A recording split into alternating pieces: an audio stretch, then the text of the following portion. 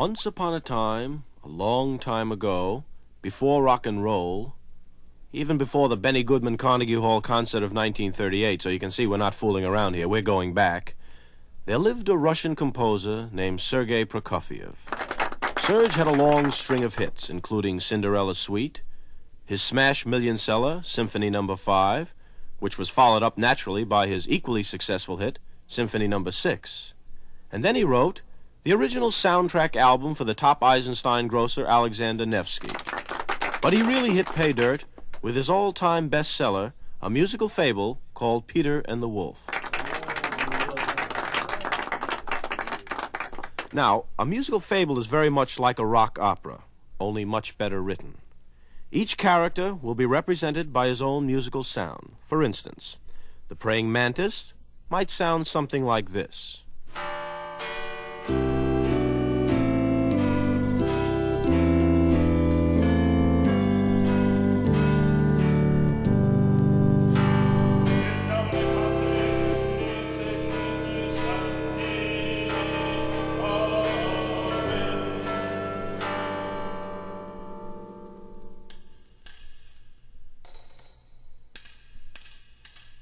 However, there are no praying mantises in Peter and the Wolf.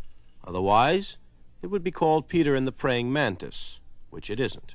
In every fable there's a bad guy, and in this one, the villain is the wolf, which is ecologically unsound since wolves are an endangered species, but how could Serge have known this 35 years ago, especially living in Russia under Stalin? It's a wonder he knew anything.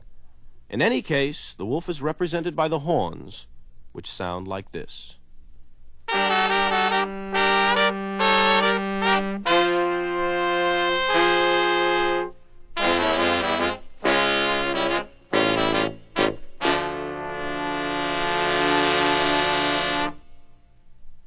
Next, we have the bird, played by electric flute.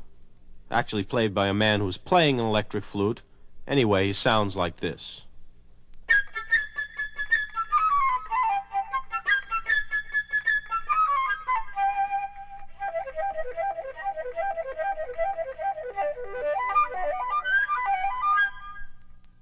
Now, Serge never tells us what kind of bird this is. The only thing we know for sure is that it's not a duck, because the duck sounds like this.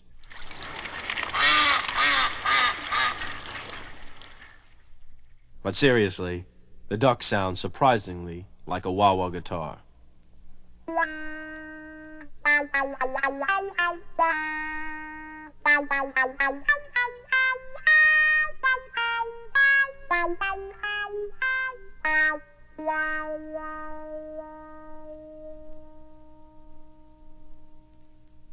There is also a cat, played by a cat who plays a clarinet.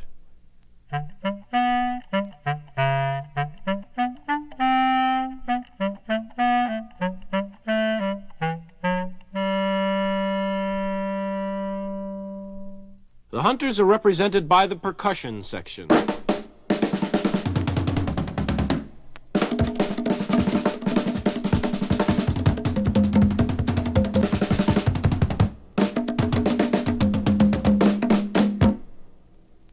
Those drums represent shooting, which represents being shot, which represents a great deal of hurting and pain. Unlike real life, in our fable, no one gets shot, which is fine with me. The voice of authority is the old grandfather, representing another generation, older, wiser, and sicker. Oh boy, you're waking old man up to be in a fable. Can't they leave me alone? In our fable, Grandpa is played by the bass saxophone.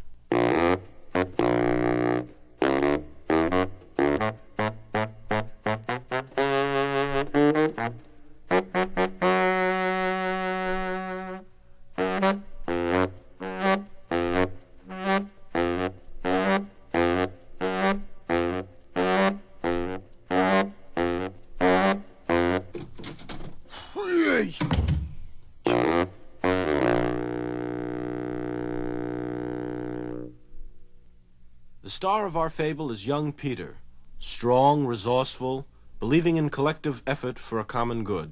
In short, a commie.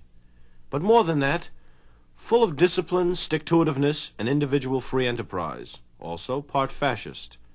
Actually, he's every man, and he's played by our stringed instruments, the guitars, fiddle, and bass.